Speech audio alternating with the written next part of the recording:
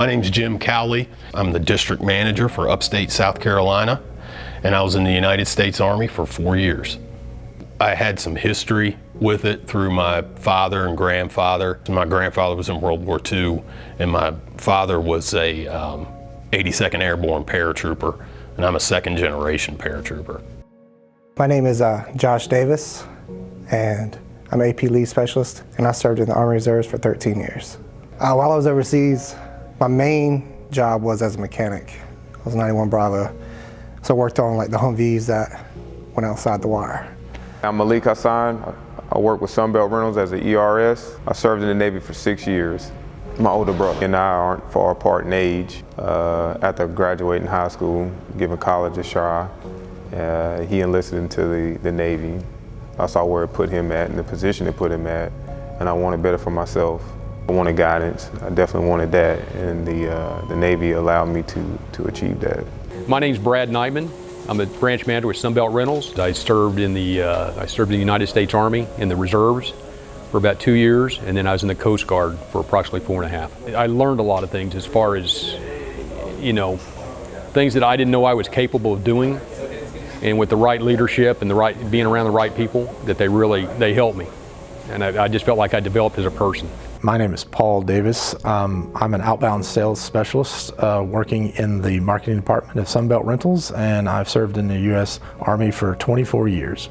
What inspired me to join the military was my family was kind of tied to the military the whole time.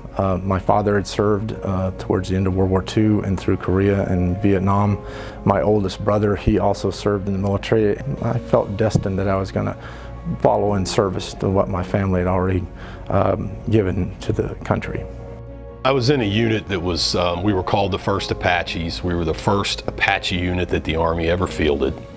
So in my job as being in the chemical corps, we got to be the first to learn how to decontaminate that aircraft, how to fight the aircraft on the battlefield, and to do a lot of testing. It was really kind of neat to be the first to be able to do that with that aircraft and in that style of unit. While I was away, you see the importance of family. The letters, the pictures. So much can happen. A lot of people take family for granted, and that gave me an option to see what it's like to be without and to be on the outside looking in. So now I take family a little bit more serious. So I thank them for at least giving me that opportunity. Really think I'm in most, probably coming back. Because when we came back, we landed in Bangor, Maine, just to refuel the plane. And when we got off, there are all these elderly people from maybe 60s, 70s, 80-year-old from Vietnam and Korean War veterans just there to greet us and shake our hands. And then they just kind of told us how much they support us, because when they came back, they didn't receive the same support. You have a community that's very strong and very identified with each other, and when you transition from that close-knit community out to the civilian sector, you tend to lose a lot of that support network that you count on, that sometimes you don't even recognize that you're as dependent on, but it's a source of strength that you have. And so when you're out in the civilian world, that goes away to an extent until you can kind of rebuild it.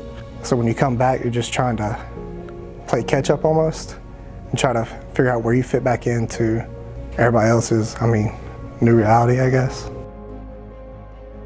When I became into the job hunt and started looking for employment, I would say that once I started in this industry, I noticed 2 things. This industry honestly cares about its veterans, and that's one major thing. And another thing is this industry is always changing, kind of like the military. I actually had a friend that was working for Sunbelt, and he asked, he was speaking highly of the company and asked me if I was interested in interviewing for a position they had open, and I did, and here I am now. It's been, for me, working at Sunbelt, a great sense of adventure, because what the leadership has always emphasized is that we're not stuck in a box. You can always make improvements. The mantra of make it happen is not just for the customer, it's make it happen for your team, for your workmates, for your leadership, for the folks to your left, to your right, to your front, to your back. It's nice to have that latitude that a company that will say, hey, you are only limited by as far as you want to go.